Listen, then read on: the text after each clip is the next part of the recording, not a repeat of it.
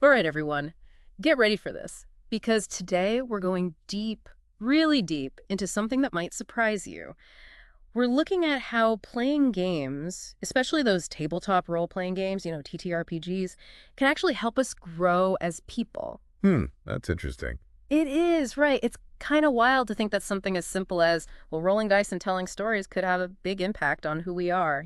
Yeah, I get that. We often think of games as, just a way to have fun, just Fun. entertainment, right? But I think they could be a lot more than that. Exactly. They can be so much more. So think about this.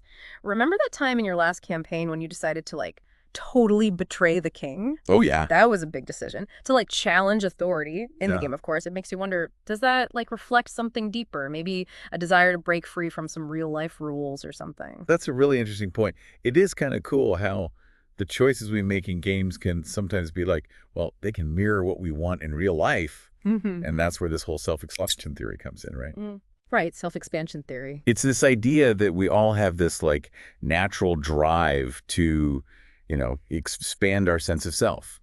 And we do that by adding new experiences, new perspectives, all that into our identity. I see. So it's like how we see ourselves, who we think we are, can actually change and grow based on these new experiences, even if they're just in a game. Exactly. And it makes me think about creating a TTRPG character, right?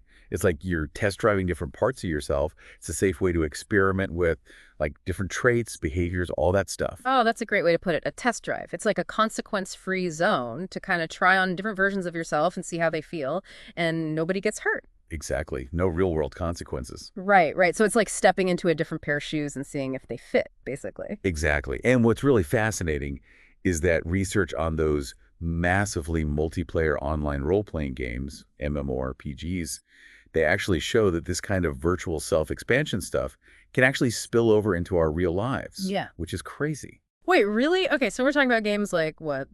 World of Warcraft, those kinds of things? Yeah, exactly. Those kinds of games. They share some things in common with TTRPGs. And the research shows that what we do in those games can actually change us in real life. Okay, now I gotta know more. How does that work? What's the connection between, being someone else in a digital world and actually growing as a person in the real world? Well, there's this researcher, Mark Lowe, and he's done a lot of work in this area. And what he found was that people who really strongly identify with their avatar, their character in the game, they actually experienced real self-expansion in their real lives. Wow, that's really interesting. So it's like by becoming someone else, even if it's just in a game, you can learn something about yourself. Yeah, exactly. And they reported feeling more confident, more capable, more open to new things, all because of what they did in the game. So it's like stepping outside of your comfort zone in the game, and then boom, your comfort zone in real life gets bigger too. That's amazing. That's exactly it. And I Mhm. think you can totally see how this could apply to TTRPGs too. I mean, you spend hours, sometimes a lot of hours, creating these detailed backstories and personalities for your characters. You give them motivations. Hmm. It's like you're writing a whole new chapter in your own story, but for your character. Right, right. And you're not just making this stuff up on your own, right? You're working with other people. You've got that whole collaborative storytelling thing happening in TTRPGs, which is awesome. You got it. And you're constantly bouncing ideas off of each other. You're seeing things from different points of view, working together to make something totally new and unique. I mean, it's a creative process. And it's got to be good for your communication skills, right? I mean, Well, you're learning to explain your ideas, listen to others, compromise, work together. That's got to be useful in real life. absolutely. You're flexing those communication skills, Mm. boosting your creativity, and, developing that ability to empathize with others, which is huge. It's like a crash course in social intelligence, but disguised as a fun night of gaming. That's a great way to put it. Social intelligence training. Now, I'm curious, what kind of player are you? Do you think there's a link between, our play style and how much we grow through these games?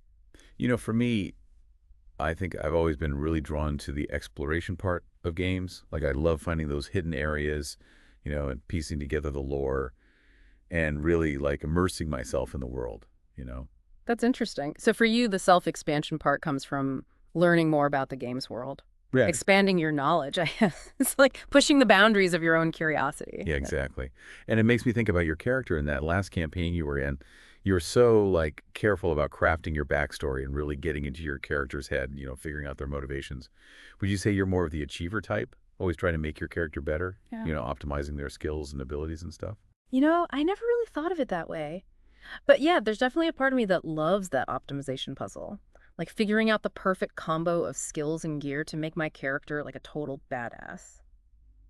But I think it goes beyond just wanting to be powerful. It's more about that sense of mastery, pushing my own limits and seeing what I can accomplish. And that need to master things, that need for cognition can be a big part of self-expansion too. Think about it. You're always challenging yourself to learn new rules, come up with good strategies, and overcome obstacles in the game. Those are skills that you can totally use in real life too. It's funny because I never really connected my love for solving problems in games to like real life. But now that you mention it, I do tend to approach problems at work and even in my personal life with that same kind of strategic mindset. It's all connected. And that reminds me of another interesting thing that Lowe found in his research. He found that some players are motivated by this sense of domination. Like they want to control things, exert their influence over others. Interesting. So it's not always about self-improvement or collaboration. Sometimes it's about like asserting yourself or maybe even pushing back against other people. Exactly. It's like a different type of self-expansion, Right. one that focuses more on, being assertive and thinking strategically. Now, you mentioned that you really enjoy that collaborative storytelling aspect. How do you handle those moments when conflicts pop up in your gaming group? How do those dynamics usually play out? Oh, it definitely happens, especially when you've got a group of players with strong personalities and different ideas about where the story should go. But I think those moments can actually be really valuable. It forces you to communicate clearly, negotiate compromises, and sometimes even stand up for what you believe in. Absolutely. Those are all essential skills for dealing with relationships and conflicts in the real world. Yeah. It's like the game gives you this safe space to practice those skills and develop your emotional intelligence. Yeah, that's so true. And sometimes those conflicts in the game can even lead to breakthroughs in our real life relationships. It's like we're working through our own communication patterns and learning to see things from each other's perspective. And it's amazing how all of this connects back to those basic principles of self-expansion. Whether you're exploring a huge game world or making your character the best they can be, or even navigating those tricky social situations, you're constantly pushing your own boundaries and expanding your sense of self. We've been talking a lot about TTRPGs, but you mentioned that Lowe's research was mainly focused on MMORPGs. Yeah. What are your thoughts on how those two types of games compare in terms of self-expansion? That's a great question. And while there's not as much research specifically on TTRPGs, I think they might actually offer even more opportunities for self-expansion because they're so social and improvisational by nature. I agree. There's something really powerful about sitting around a table with friends, creating a story together, and really getting into character. It just feels more personal and intimate somehow. It is. And that face-to-face interaction allows for a level of emotional depth and nuance that's really hard to replicate in a digital environment.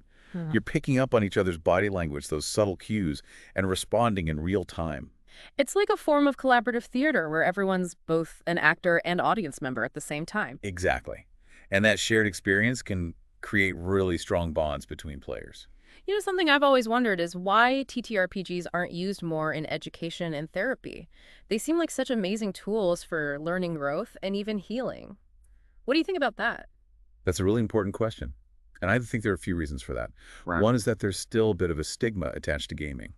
Some people still see TTRPGs as silly or maybe even harmful, even though there's more and more research showing how beneficial they can be. It's a shame because these games have so much potential. I mean, think about all the history, mythology, and literature that's woven into so many TTRPGs. It's like a secret passageway to learning about all sorts of cool stuff. It really is. Yeah. And that collaborative problem-solving aspect of TTRPGs is such a fantastic way to develop those critical thinking, communication, and teamwork skills that are so important. Plus, that role-playing element can help people develop empathy and emotional intelligence. It's like stepping into someone else's shoes and seeing the world through their eyes. Exactly. And that kind of perspective taking is so crucial for personal growth and for building stronger relationships. It's amazing to think that something as simple as rolling dice and telling stories can have such a profound impact on our lives. It really is. And, one of the most powerful things about TTRPGs is their potential for self-discovery. That presentation we mentioned earlier, Expanding the Self Through Play, really highlighted how playing different characters can actually change our real-world identities.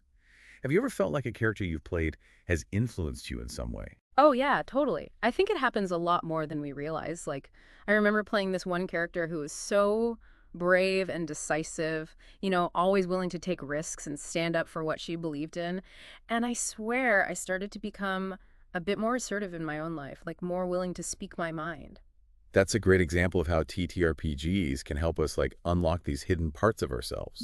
It's Mm. like the game gives you this safe place to experiment with different qualities and behaviors, and then sometimes those qualities start to bleed into your real life. It's like a dress rehearsal for real life. You get Yeah. to try on all these different personalities, different ways of thinking and acting, and you can see what feels right, what Yeah, feels authentic. exactly. And it can be really empowering to discover that you have that capacity for bravery or compassion or leadership, even if those qualities don't always show up in your day-to-day life. And sometimes playing a character with like flaws or negative traits can be just as helpful, It can help you face those parts of yourself that you might be trying to avoid. That reminds me of the study where people play this virtual reality game. And in the game, they embodied this character who was afraid of heights. And get this, after playing the game, their real-life fear of heights actually went down. It's like the virtual experience actually helped them rewire their brains and get over their phobia. Wow, that's incredible. It makes you wonder what other kinds of personal breakthroughs are possible through these immersive game experiences. The possibilities are really endless. But I think the important thing to remember is that TTRPGs are a tool. They're not some magic solution. Right. They can give you insights and challenges and opportunities to grow. But in the end, it's up to you to take what you learn and actually apply it to your life. So it's like the game gives you a map, but you still have to decide which way to go. That's a perfect analogy. Ah. Speaking of maps, if you could create a TTRPG character that represents your ideal self, what qualities would they have? What kind of adventure would they go on? That's a good question. Let me think. I think my ideal character would be a mix of courage, compassion, and curiosity, Someone who's always up for trying new things, fighting for what's right, and never stops learning and growing. Kind of like you, actually. Ah, that's very kind of you. Yeah. But remember, those qualities are already inside you. The game just helps you bring them out, and who knows, maybe by playing that character, you'll discover even more amazing things about yourself. I love that. Well, I think we've covered a lot today, and honestly, you've given me so much to think about. I'm looking at my game notes and even my character sheets in a whole new way. That's fantastic. Remember, it's all about embracing that journey of self-discovery, both in the game and in real life. Well said. And to our listeners out there, I hope this deep dive has inspired you to check out the world of TTRPGs and see for yourself how they can help you grow. It's not just about rolling dice and fighting monsters. It's about expanding your horizons, challenging your limits, and becoming the best version of yourself. Until next time, keep those dice rolling, keep diving deep, and keep playing to